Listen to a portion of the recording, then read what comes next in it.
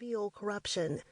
Since ISO1's MO was to blackmail, bribe, and threaten everything, they couldn't let that stand.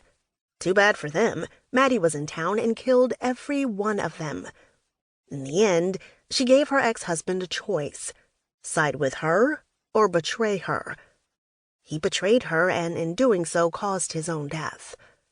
Before she left town, she killed the flaming woman El Fuego, who had burned Maddie's mom alive and their house to the ground. I don't always agree with my friend's methods, but it isn't my job to judge her. I'm a reporter. But killing a woman in front of her parents? That was brutal. Justice without the temper of mercy. That's Maddie to a T. No mercy. After that, we headed for the fabulous crime-infested country and city of Belize. Maddie got ISO's attention by killing a nightclub full of low-level thugs. Then, during her time in the city, she learned that ISO1 had put a bounty out on her and had also used its contacts in the U.S. government to move her to the top of the FBI's most wanted list. She found out from a black market contact about an island where they shipped girls. She went there and killed all of them and sent the girls toward the U.S. on a stolen cargo ship. From there, she found out about a hospital where they were shipping about 1/3 of the abducted girls. It turns out they were experimenting on them with some ugly genetic mix of alien and human DNA. They made creatures that were straight out of nightmares. Maddie fought and killed them all, and in the end blew the facility to smithereens. On a side note, I learned that my superpower could also be used to read computers, not just phones. Very cool. Maddie returned to Belize with an old friend she met in the hospital, but she knew it wasn't her friend but a shapeshifter. The shifter led her into a trap, which was exactly what Maddie wanted. She killed the public head of ISO1, then made the shifter turn herself in as Maddie to the police so we can continue our crusade unmolested. Unfortunately, Maddie found out that the man she killed wasn't the real head of the organization. The real leader went by the name Mr. Axiom and was an alien. Yeah, that's what she said.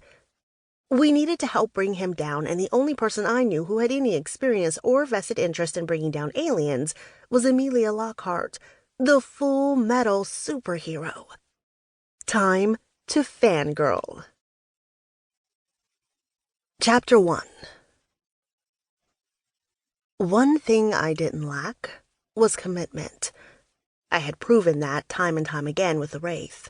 I understood a little better how the Wraith felt about it, since I was now the one relying on someone who I felt lacked the same level of dedication. When the Wraith first inhabited me, we fought over whether I was going to go through with my plans or lose my stomach for the killing. I'd be lying if I said all the killing was easy.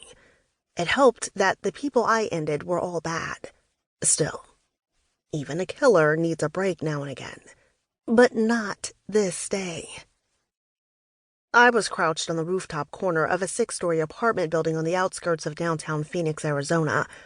Even at night, the heat was miserable.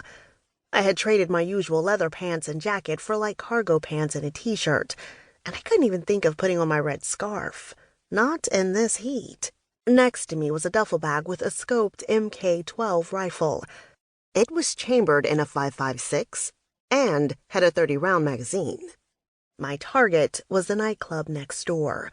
Through Quezon, I knew it was the front for a lesser cartel that was using the activities of the place to launder its dirty money from drug running and human trafficking. The porous southern border invited this kind of criminal activity. With ISO1 practically gone since I killed their boss in Belize, there were plenty of cartels and syndicates ready to take up the mantle. Quezon interrupted my dark thoughts with her cheery voice.